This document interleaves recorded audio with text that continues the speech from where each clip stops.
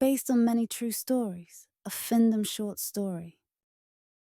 Once upon a time, there was a so-called sub. She knew the drill by now. Oh, she definitely knew the drill. At first, she'd fallen for it. Once, twice, maybe more times than she'd ever admitted. He wasn't really a sub, but for her, he'd definitely become one. Or so he told her. It always started the same way. Hit like on all of her posts and photos, a DM ending with a great conversation. He was charming, self-deprecating, just the right amount of eagerness without being pushy. He told her he wanted to send for the first time ever, but here came the classic line. I just can't right now. Why?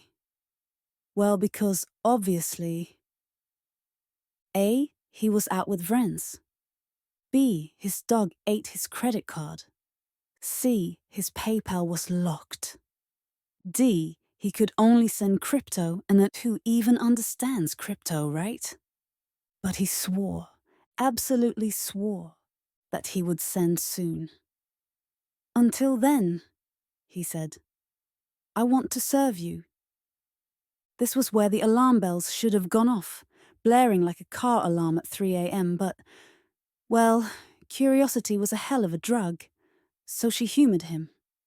You want to serve? Fine. Let's see what you've got. Tell me I'm pathetic, he begged. Humiliate me. Oh, he didn't have to ask twice. She let loose, typing furiously. You're a joke, a waste of time.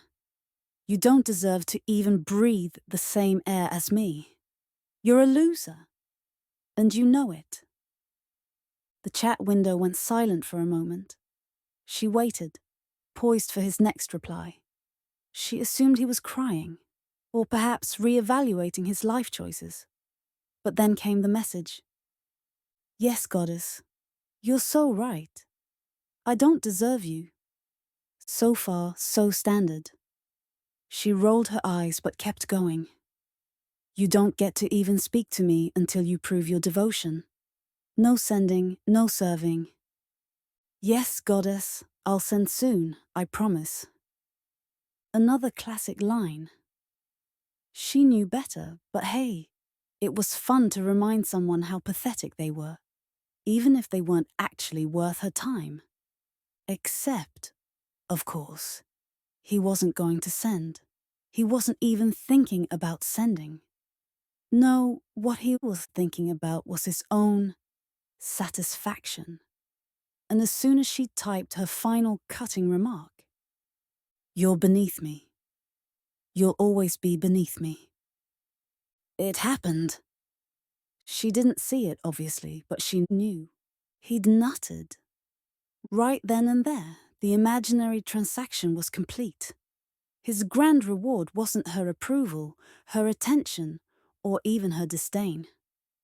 No, his prize was the mess he'd just made of his keyboard.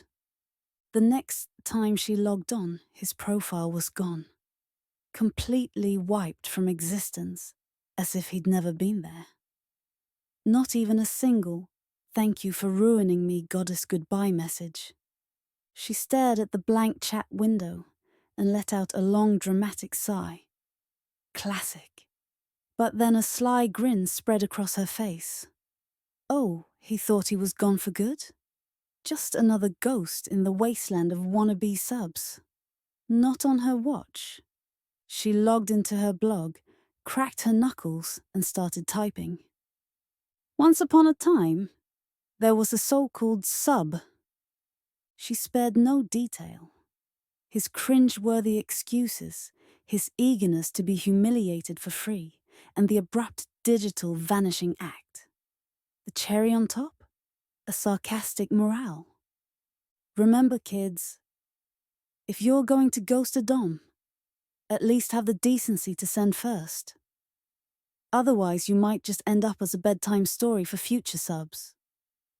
Somewhere out there, he was probably trying to slink back into another chat with a new account. oblivious to the fact that his humiliating tale was already circulating like a warning flare in the Findom universe. She leaned back, satisfied.